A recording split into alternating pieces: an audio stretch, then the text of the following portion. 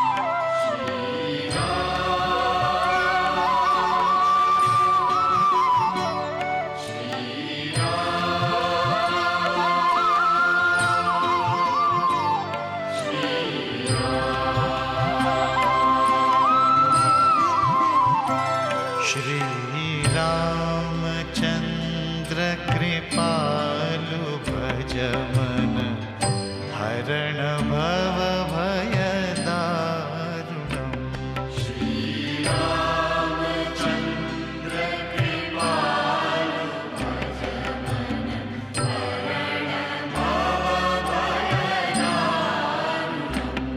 नव कंजलोचन कंज मुख कर कंज पद कंजारुणम्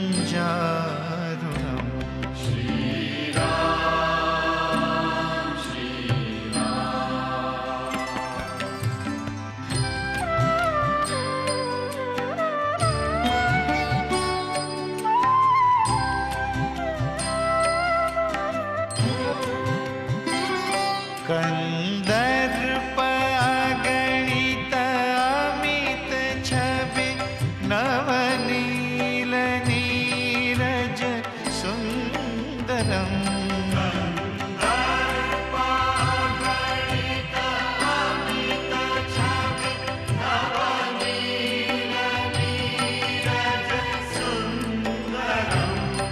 पटपीत मानहु तड़ित रुचि शुचि नौमि जनक सुतावरम्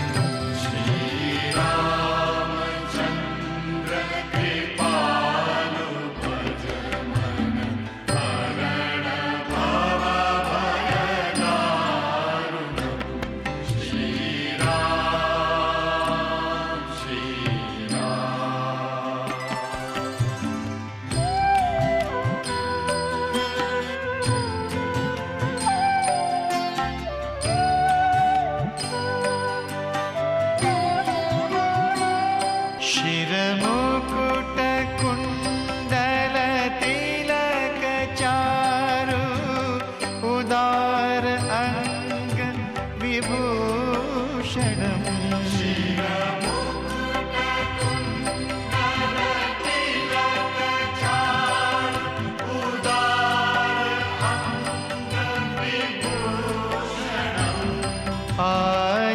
आजानुभुज शर चाप घर संग्राम जित खर दूषणम्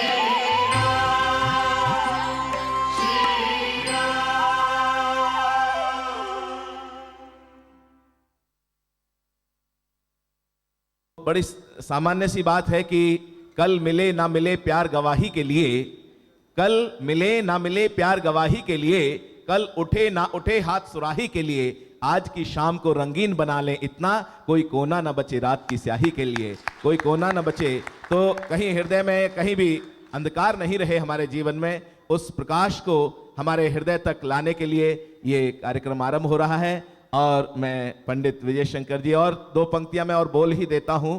जब भारतीय धर्म संस्कृति की बात आती है, भारतीयता की बात आती है और जाति पंथ संप्रदाय की बात आती है, तो मैंने लिखा कि जुग जुग से कल कल कर कहता गंगा जमुना का पानी है, जुग जुग से कल कल कर कहता गंगा जमुना का पानी है, जिस धरती पर जन्म लिया बस अपनी यही कहानी है, अपनी यही कहानी है। और एक सभ्यता, एक संस्कृति अपना इतिहास बताता है। और जाति पंथ सब भले अलग पर खून तो हिंदुस्तानी है। और जाति पंथ सब भले अलग पर खून तो हिंदुस्तानी है। और युगों युगों तक इस धरती पर भारत मां की शान रहे। राम कृष्ण गौतम के वंशज वाली ये पहचान रहे। और रामायण गीता पुराण गुरु ग्रंथ साहिब हो होठों पर, लेकिन सबसे पहले हर एक दिल में हिंदुस्तान रहे। लेकिन सबसे पहले। बहुत बहुत धन्यवाद। मंच पे आसीन सभी संत गणों को सादर प्रणाम करते हुए इस दिव्य सभागार में उपस्थित प्रत्यक्ष और अप्रत्यक्ष रूप से बाबा हनुमंतलाल जी, राघवेंद्र सरकार के दरबार को नमन करते हुए आइए उस क्रम को आगे बढ़ाएं जो जीवन के संवारने का क्रम है। सज्जनों देवियों, हमने पैसा बना लिया तो शांति खो गई। हमने प्रतिष्ठा अर्जित कर ली तो चरित्र गुम हो गया। हम आगे बढ़ गए, संस्कार पीछे छूट गए। हमने बाजार बना लिए, मूल्य कहीं और चले गए। हम कंप्यूटर चला लेते हैं, घर नहीं चला पा रहे। आज भौतिक रूप से सबके पास वो सब कुछ है जो कभी सपना हुआ करता था। फिर भी किसी भी संजीदा भारतीय के हृदय पे हाथ रख के देखें तो ऐसा लगता है कुछ खोया खोया सा है। कोई चूक हो गई, कोई भूल हो गई, कुछ मिसिंग है लाइफ में। उर्दू में एक शेर है जिसमें एक अल्फाज आता है मंजर, जिसके मायने होता है दृश्य।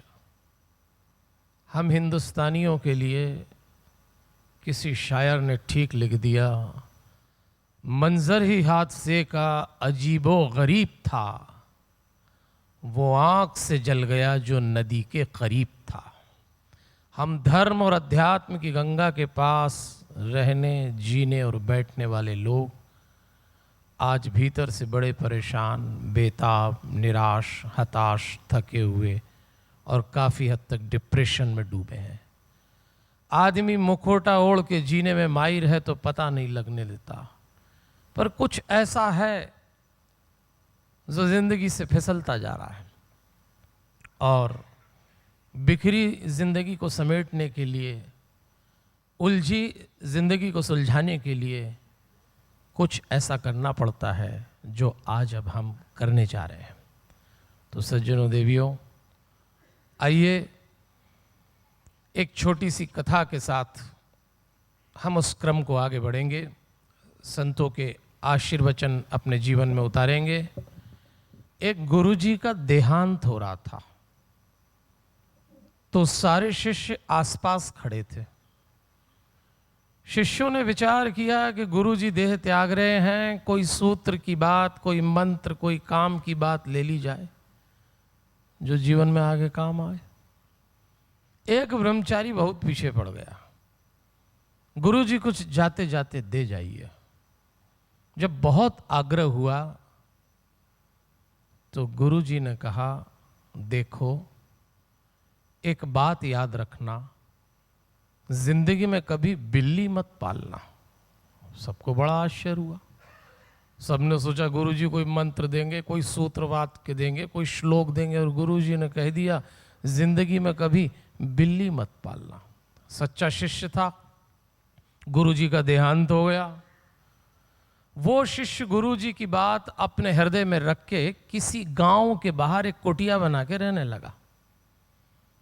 अब उसकी एक उलझन शुरू हुई। जब वो अपने दैनंदिनी के कार्य निपटा के अपनी कुटिया में अपनी लंगोटी सुखाता तो चूहे उसकी लंगोटी को तर लेते। चूहों से बड़ा परेशान था। महात्मा था, हिंसा नहीं करना चाहता, तो चूहों के इलाज के लिए उसने एक बिल्ली पाल ली। अब महात्मा जी को दया आई कि बिल्ली के लिए दूध की व्यवस्था करना है तो एक गाय पाल ली। फिर महात्मा जी को दया आई कि गाय के लिए चारे की व्यवस्था करना है तो कुटिया के पीछे खेत उगा लिया। अब बाबा जी का काफी समय इन सब चीजों में जाने लगा। एक दिन गांव के कोई 5-25 लोग इकट्ठे हुए, महात्मा जी के पास पहुंचे और निवेदन किया कि महात्मा जी, हम देखते हैं आपको बहुत सारा काम करना पड़ता है, आपका बहुत सारा समय इसमें चला जाता है, तो हमारा एक निवेदन है, हमारे गांव में एक बाल विधवा है, आपकी सेवा में लगा देंगे, तो आपको जप तप हवन यज्ञ पूजा साधन के लिए समय मिल जाएगा।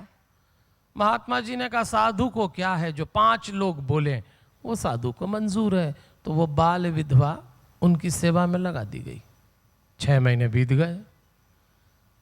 बाद में फिर गांव वाले इकट्ठे हुए 5-25 और पहुंचे और कहा महात्मा जी अब एक समस्या आ गई। तो महात्मा जी ने कहा अब क्या समस्या आ गई? तब गांव वालों ने बताया कि गांव में होने लगी है चर्चा और लड़की हो गई बदनाम, अब ये किसी काम की नहीं रही, और आप तो साधु हैं, आपका तो जनहित का परहित का उद्देश्य, एक काम करिए आप इससे विवाह कर लीजिए। महात्मा जी ने बोला जो 5 लोग बोले वो साधु को मंजूर है, तो बाबा जी की शादी हो गई। 5-1 साल बीत गए, 4-5 बच्चे हो गए। एक दिन महात्मा जी कुटिया के पीछे चट्टान पे बैठ के ध्यान लगा रहे, बच्चों की माँ चौके में रसोई का काम कर रही, बच्चे भारी उपद्रव कर रहे। माँ ने एक को चांटा लगाया, दूसरे को बगल में लपेटा, तीसरे का हाथ पकड़ा, चौथे को घसी उठती वहां गई जहां चट्टान पे बैठ के उनका पति ध्यान लगा रहा है। अपने पति को देखा, बच्चों को दिखाया और झल्लाते हुए बोली जब यही सब करना था तो फिर ये सब क्यों किया? और महात्मा जी को याद आया गुरु जी ने कहा था बिल्ली कभी मत पालना। देखो सज्जनों देवियों, ये बिल्ली कभी मत पालना कोई वाक्य मत समझ लेना आप। ऐसे तो कई वाक्य हमारे गुरुजनों ने, हमारे माता पिता ने, हमारे संतों ने हमको कई बार, कभी रामायण की चौपाई के रूप में, कभी भागवत के मंत्र के रूप में, कभी गीता के श्लोक के रूप में समझाए, पर हमें समझ में नहीं आता। हम अपनी ज़िंदगी बिखरा लेते हैं, उलझा लेते हैं और समेटते समेटते बावले हो जाते हैं। ये तो भारतीय संस्कृति का बड़ा उपकार है कि हमारे पास कुछ शास्त्र हैं, कुछ लोग हैं ऐसे जो हमें ज़िंदगी को जीने का संकेत देंगे। और ऐसे ही दिव्य शास्त्र का नाम रामायण है, जिसके अंतर्राष्ट्रीय रामायण सम्मेलन में आप और हम बैठे हुए हैं। तो सुनने के लिए मत बैठिए, कुछ सूत्र ऐसे यहाँ के लेके चले जाएं जो जीवन में आपको जीवन सुलझाने में काम आए। तो चलिए आरंभ कर रहे हैं हम इस सत्र को। बड़े भाव और श्रद्धा के साथ उस यात्रा पे चलें जिसके लिए हम यहाँ आए हैं। कुछ यहाँ से लेके जाइए।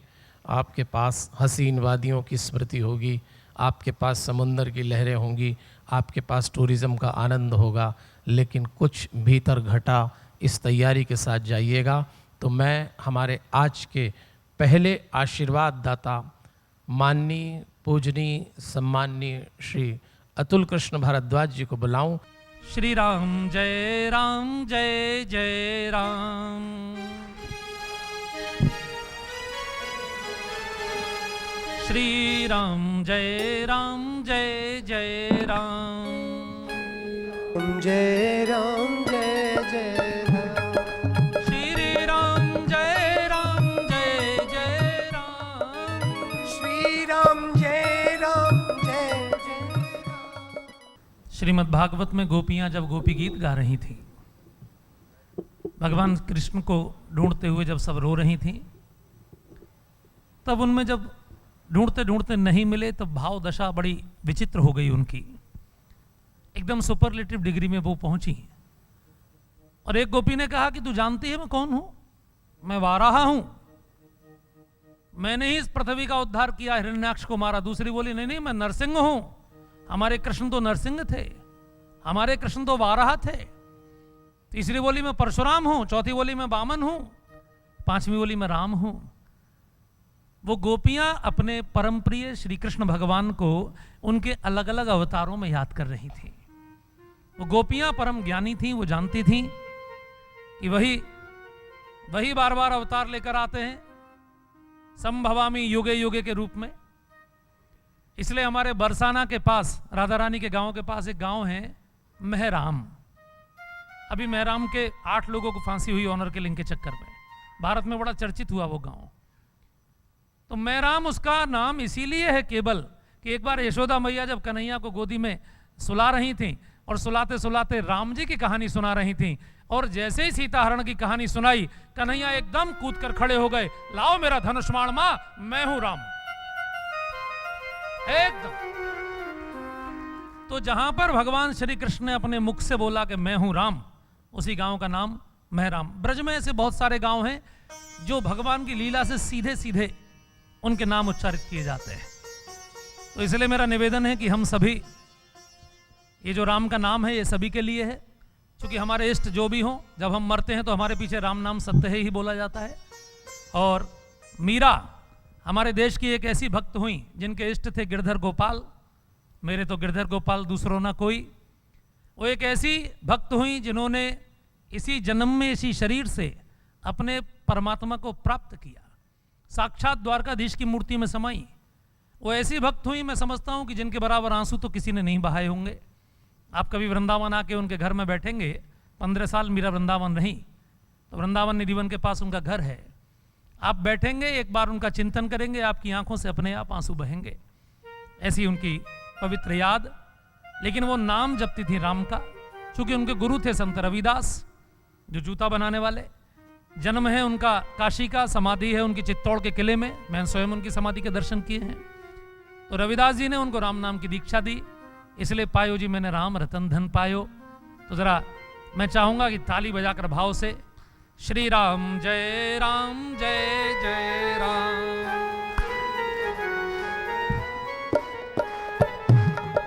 श्री राम जय जय राम। श्री राम जय जय राम। श्री राम जय जय राम। श्री राम जय जय राम।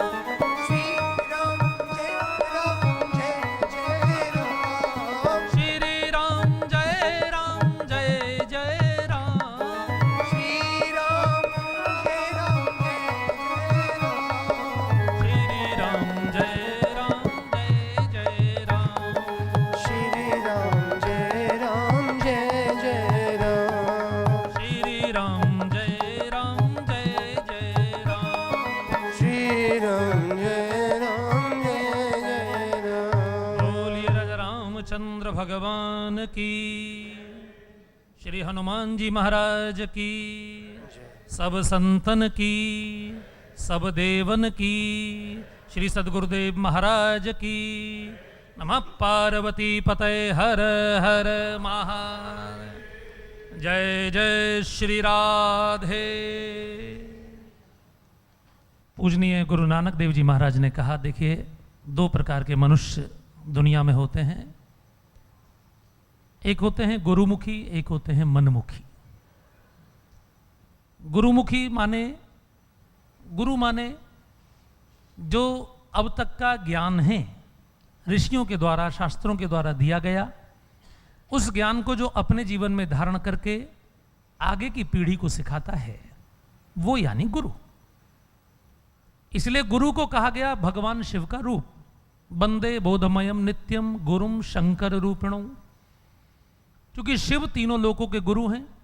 तुम त्रिभुवन गुरु वेद बखाना, स्वयं पार्वती जी ने कहा। परशुराम जी को युद्ध विद्या सिखाने वाले शिव हैं। नारद जी को भक्ति देने वाले भगवान शिव हैं। पाणिनि को व्याकरण सिखाने वाले, पतंजलि को योग सिखाने वाले, संगीत के 7 स्वर अपने डमरू से देने वाले, नृत्य के सबसे बड़े ज्ञाता जो साक्षात नटराज हैं, तांडव भी करते हैं, दुनिया के सभी तंत्र मंत्रों की रचना करने वाले, ध्यान की सभी विधियां देने वाले, तीनों लोकों के गुरु भगवान शिव हैं। इसलिए परमात्मा जब गुरु के रूप में होता है तो शिव होता है, और पिता के रूप में होता है तो नारायण होता है। तो वो गुरु भगवान शिव का अंश है। इसलिए जीवन में 2 ही प्रकार के लोग होते हैं, या तो गुरुमुखी या तो मनमुखी। गुरु के ज्ञान के अनुसार जीवन को जीने से फायदा ये होता है कि सभी प्रकार से आपका कल्याण होता है। क्योंकि दुनिया में या तो विद्या है या अविद्या है। भगवान विद्या की रक्षा करते हैं, अविद्या का नाश करते हैं। जैसे मान लो दही खाना हो, अब यहाँ चूंकि खाना बड़ा अच्छा मिल रहा है, हम लोग भी चकाचक, तो दही दही खाना तो कब खाना? तो कुंती से पूछा, ए कुंती, ये तेरे पुत्र इतने तेजस्वी कैसे बने? कुंती ने कहा, मैंने अपने पुत्रों को रात में कभी दही नहीं खाने दिया। और भी उसने सूत्र बोले, लेकिन उसमें एक सूत्र यह भी कि मैंने अपने पुत्रों को रात में कभी दही नहीं खाने दिया। तो सवेरे दही बहुत फायदेमंद है, रात में दूध बहुत फायदेमंद है। खीरा, अब यह सलाद भी हर समय रहता है, तो खीरा सुबह को हीरा, दोपहर में खीरा, रात में पीरा। मूली सुबह को अमृत, दोपहर को मूली, रात में शूली। तो गुरुमुखी बनने से फायदा यह होता है कि हम बहुत सारी शारीरिक व्याधियों से, सब प्रकार के तापों से बचते हैं। ये जो रामायण शोध संस्थान है, आखिर ये क्या देगा शोध करके? ये गुरुओं का ज्ञान ही तो देगा। क्योंकि गोस्वामी जी ने रामायण में क्या रखा? गोस्वामी जी ने सारी दुनिया के शास्त्रों का रस निचोड़कर हमको रामायण में दिया। इसलिए जब हम आरती गाते हैं, आरती श्री रामायण जी की, गावहीं वेद पुराण अष्टदश, छहों शास्त्र सब ग्रंथन को रस, मुनि जन धन संतन को सरबस, सार अंश सम्मत सब ही की, आरती श्री रामायण जी। तो सारी दुनिया के गुरुओं का ज्ञान ये परमात्मा ने हमको अपनी लीलाओं के माध्यम से दिया। क्योंकि जीवन में कौन ऐसा व्यक्ति है जिसने उस ज्ञान को जीकर दिखाया? तो वो एक व्यक्ति का नाम मिला, रामो विग्रहवान धर्म। राम धर्म की साक्षात मूर्ति है। परमात्मा मानव बनकर हमको संविधान सिखाने आए कि जीवन को कैसे जीना। लेफ्ट हैंड पर नहीं चलेंगे, राइट हैंड पर चलेंगे तो एक्सीडेंट हो जाएगा। तो मानव जीवन का संविधान कैसा हो जिससे हम नरोत्तम बन सकें। क्योंकि दुनिया में 4 प्रकार के मनुष्य होते हैं, नर, नर पशु, नर राक्षस, नरोत्तम। जो अत्याचार, अनाचार, पापाचार, व्यभिचार, दुराचार, भ्रष्टाचार ये सब करते हैं, पापाचार, वो होते हैं नर राक्षस। जो जानते ही नहीं कि क्या ज्ञान है, क्या ज्ञान है, जैसे जिए अपनी जिंदगी पूरी करने में ही घिसट घिसट के उनकी हालत खराब हो जाती है, वो नर पशु जैसे तैसे जीवन पूरा करते हैं। तीसरे होते हैं सामान्य नर, जो बहुत अच्छा कमाते हैं, बहुत अच्छा खाते हैं, वो खूब अखबार भी पढ़ते हैं, खूब टीवी भी देखते हैं, अच्छी खबर आ जाए तो ताली बजा देते हैं, बुरी खबर आ जाए तो कर लेते हैं, लेकिन ना कभी अच्छाई के लिए काम करते हैं, ना कभी बुराई का विरोध करते हैं। ये सामान्य नर हैं जो सुखिया सब संसार हैं, खाबे और सोबे। लेकिन चौथे होते हैं नरोत्तम। नरोत्तम वो होते हैं जो मानव के जीवन को सार्थक करते हैं। जैसे परमात्मा ने मानव का शरीर बनाया है, सिर उठा के चलना, रीढ़ की हड्डी सीधी रखना, वो सिर उठा के चलते हैं और दुनिया को भी उत्थान के मार्ग पर ले जाने की कोशिश करते हैं। तो नरोत्तम कैसे बनना है ये सिखाया भगवान ने स्वयं आकर मानव के जीवन को जीकर। एक बार मैं एक कथा करने गया तो वहां एक मंत्री जी उद्घाटन करने आए और उन्होंने कहा कि भारत के पंडितों से एक बहुत बड़ी गलती हो गई कि भारत के पंडितों ने राम को भगवान घोषित कर दिया। अब भगवान घोषित कर दिया तो दुनिया के लोग उनसे कुछ सीख नहीं पाते, क्योंकि वो सोचते हैं वो तो भगवान थे, हम तो भगवान नहीं हैं। अगर राम को इंसान घोषित करते तो लोग कितना सीखते। मेरा जब नंबर आया तो मैंने कहा, मंत्री जी हमारे देश में महापुरुष इंसानों की तो कमी नहीं हुई। ईश्वर चंद्र विद्यासागर, महात्मा गांधी, सुभाष चंद्र बोस, चंद्रशेखर आजाद, लाल बहादुर शास्त्री प्रधानमंत्रियों में एक से एक महापुरुष इस देश में हुए। कितने लोग उनसे सीख रहे हैं जरा बता तो दीजिए, कितने लोग उनसे सीख रहे हैं। अगर राम भी एक मनुष्य हो जाते तो कितने लोग उनसे सीखते। राम भगवान है, परमात्मा स्वयं उतर कर आया अपने बच्चों को सिखाने के लिए, मेरे बच्चों तुम मेरी सर्वश्रेष्ठ रचना हो, मैं अपने जीवन से सिखाऊं। तो रामायण जीवन का शास्त्र है। हमारे यहां हर काम के बाद बोला जाता है शांति मंत्र, ओम देव शांति, अंतरिक्ष गुम शांति, पृथ्वी शांति, रापः शांति, रोषधया शांति, वनस्पतया शांति। ये सारा जो मंत्र है ये हमको सिखाता है कि हम ऐसा जीवन जिए जो पूरी दुनिया शांत हो, जबकि कुछ संस्कृतियां ऐसा जीवन जी रही हैं जो पूरी दुनिया को अशांत कर रही हैं, जिनके कारण पूरी दुनिया में बम विस्फोट हो रहे हैं, आतंकवाद हो रहा है। जो पिछले जब से उनका जन्म हुआ है ऐसे मजहब, ऐसे धर्म जो लगातार अशांति फैलाए हुए हैं। ऐसा पश्चिम का भोगवाद जिसने पंच तत्वों को अशांत कर दिया है। बंधुओं, आज जल पीने योग्य नहीं बचा, पानी की बोतल खरीदनी पड़ रही है। आज वायु सांस लेने योग्य नहीं बची। दिल्ली के लोग, बंबई के लोग इस बात को अच्छी तरह समझ सकते हैं। आज आकाश की ओजोन की लेयर्स में छेद हो गए हैं। मैं चूंकि साइंस का ही विद्यार्थी हूं, केमिस्ट्री से मेरा पोस्ट ग्रेजुएशन हुआ है, तो मैं इसको साइंटिफिकली प्रूव कर सकता हूं कि ये डेवलपमेंट जिसको हम विकास कह रहे हैं, विकास है कि विनाश है। हम रोटी खा रहे हैं तो एलपीजी की अग्नि पर सिकी हुई, लिक्विड पेट्रोलियम गैस की अग्नि पर, उसकी फ्लेम पर, जिसमें से नाइट्रोजन डाइऑक्साइड और ब्यूटेन जैसी खतरनाक गैस निकलती हैं। कार्बन डाइऑक्साइड से 400 गुना अधिक खतरनाक है नाइट्रोजन डाइऑक्साइड। पंजाब के परिवारों में अभी भी अच्छी प्रथा है कि वहां तवे के ऊपर रोटी सेकते हैं कपड़े से, लेकिन जो फ्लेम के ऊपर सेकते हैं उनसे तो मेरा निवेदन है कि तुरंत बंद करें। यह भी नहीं कहूंगा कि चूल्हा जलाए, नहीं तो कोई कथा में नहीं आएगा, लेकिन मैं कहूंगा कि तवे के ऊपर कपड़े से सेके। पृथ्वी को तमाम पेस्टिसाइड पटक पटक के, यूरिया पटक पटक के पंजाब के बंधु यहां दिखाई दे रहे हैं। पंजाब में होशियारपुर से बंबई की एक ट्रेन चलती है, उसका नाम लोगों के नाम में, अब रेलवे का नाम कोई नहीं लेता, उसका नाम रख दिया है कैंसर एक्सप्रेस, क्योंकि उसके हर डिब्बे में 5-6 कैंसर के मरीज जाते हैं और 5-6 कैंसर के मरीज आते हैं। जो प्रांत दुनिया को सबसे अधिक गेहूं देता है, उस प्रांत की मिट्टी में 5-5 फीट तक यूरिया घुस गया है। यूरिया में 46% नाइट्रोजन होती है, लेकिन किसी ने आज तक नहीं पूछा कि 54% क्या होता है।